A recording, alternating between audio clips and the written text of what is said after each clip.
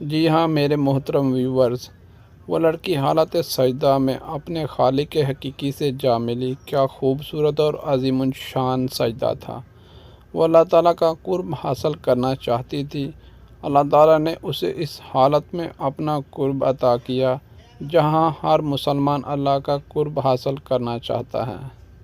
اور آپ میں سے کوئی اس لڑکی کی جگہ ہوتا تو کیا کرتا؟